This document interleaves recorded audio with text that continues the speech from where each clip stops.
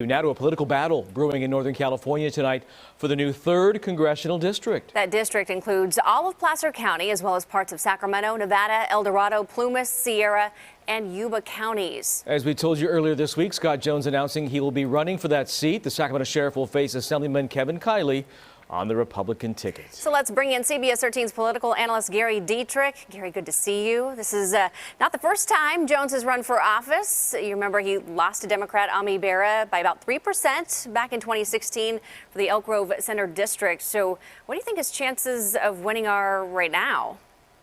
Well, certainly in this newly drawn district, and that's one thing everybody needs to remember.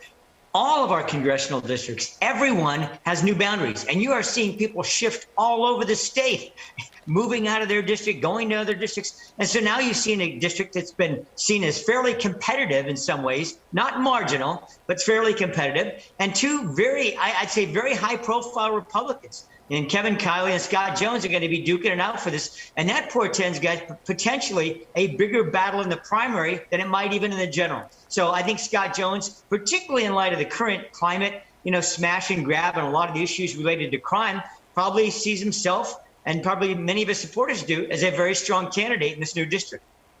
Yeah, he came close before. We'll see what happens. So, Gary, let's talk about the battle now for control of Congress. House Speaker Nancy Pelosi, 81, going to be 82 in March. Says she's ready to keep going, running for re-election. So who are her biggest opponents, we're wondering?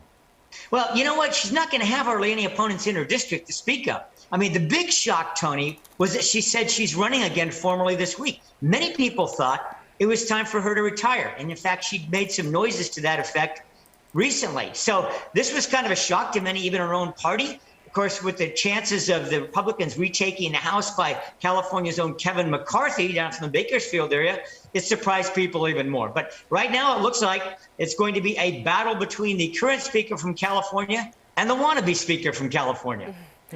All right, let's move on now, Gary, to Justice Stephen Breyer. He was at the White House today to formally announce his retirement. This now gives President Biden, of course, the chance to make his first appointment to the nation's highest court.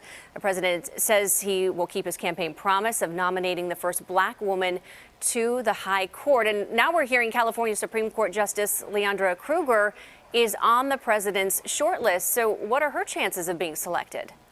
Well, I think by all accounts, Adrian, fairly good. I mean, there are several other contenders, I would say, in her league, in her top of the tier status at this point. So it's not a shoo-in by any stretch of the imagination. Typically, by the way, Supreme Court justices are selected off the D.C. Court of Appeals. That's been sort of tradition, but not exclusively. So I would say, she's certainly going to have a lot of backers. I mean, most notably, let's remind ourselves, the Vice President of the United States, who happens to be a Californian herself. Certainly both of California's U.S. senators are likely to advocate for her as well. But Biden wants this done soon. And Charles Schumer, head of the Democrats in Senate, said look for a vote potentially by the end of next month.